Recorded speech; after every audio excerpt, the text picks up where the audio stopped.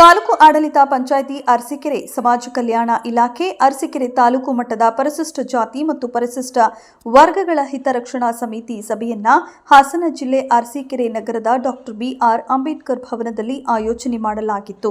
ಇನ್ನು ಈ ಸಭೆಯನ್ನ ಗೃಹ ಮಂಡಳಿ ಅಧ್ಯಕ್ಷ ಸ್ಥಳೀಯ ಶಾಸಕ ಶಿವಲಿಂಗೇಗೌಡರು ಹಾಗೂ ಅಧಿಕಾರಿಗಳು ದೀಪ ಬೆಳಗಿಸುವ ಮೂಲಕ ಸಭೆಗೆ ಚಾಲನೆ ನೀಡಿದರು. ಇನ್ನು ಈ ಸಭೆಯಲ್ಲಿ ಜನರು ತಮ್ಮ ತಮ್ಮ ಅರ್ಜಿಗಳನ್ನು ಸಲ್ಲಿಸಿ ಹಲವು ವಿಷಯಗಳ ಬಗ್ಗೆ ಚರ್ಚಿಸಿದರು.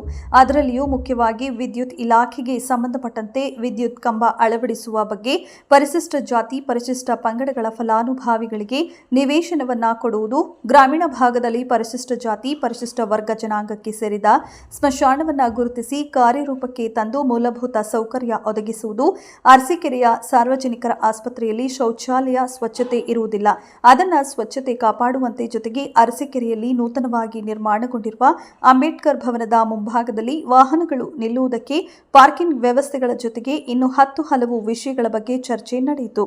ಇನ್ನು ಈ ಎಲ್ಲಾ ವಿಷಯಗಳನ್ನು ಕೂಲಂಕುಷವಾಗಿ ಆಲಿಸಿದ ಶಾಸಕ ಶಿವಲಿಂಗೇಗೌಡರು ಆದಷ್ಟು ಬೇಗ ಸಮಸ್ಯೆಗಳನ್ನು ಬಗೆಹರಿಸಿಕೊಡುವಂತೆ ಅರ್ಜಿಗಳಲ್ಲಿ ಕಂಡುಬಂದಂತಹ ಸಮಸ್ಯೆಗಳಿಗೆ ಸಂಬಂಧಪಟ್ಟಂತಹ ಇಲಾಖೆಯ ಅಧಿಕಾರಿಗಳಿಗೆ ಸೂಚನೆ ನೀಡಿದರು.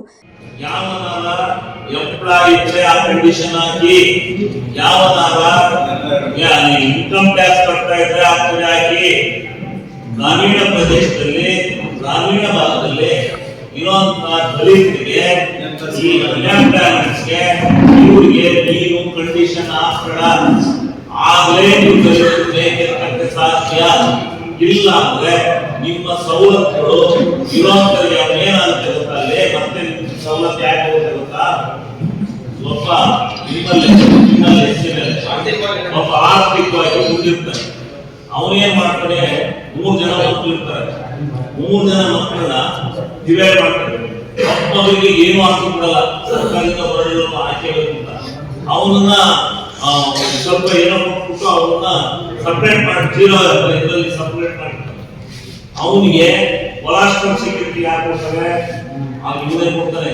ಇವ್ರ ಅಪ್ಪಂದ ನಾನು ಬೇರೆಯವ್ರಿಗೆ ಯಾರು ಕೊಲಾಸ್ಟ್ರಲ್ ಸೆಕ್ಯೂರಿಟಿನ ಜಾಯಿನ್ ಕೊಡ್ತೀನಿ ಅಂತ ಇವನೇ ಕೊಡಬೇಕು, ಇವನು ಕೊಡ್ತಾನೆ.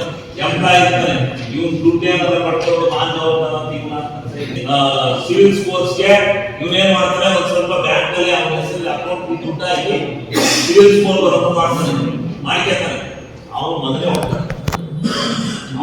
ಹೊಡ್ತಾನೆ. ಮತ್ತೆ ಇದು ದಲಿತರಿಗೆ ನಷ್ಟ ಆಗ್ತಾ ಇದೆ. 70% ದಲಿತರು ಆರಾಮ್ ಬರ್ತಾವ್ರೆ, 30% ಭಾಗ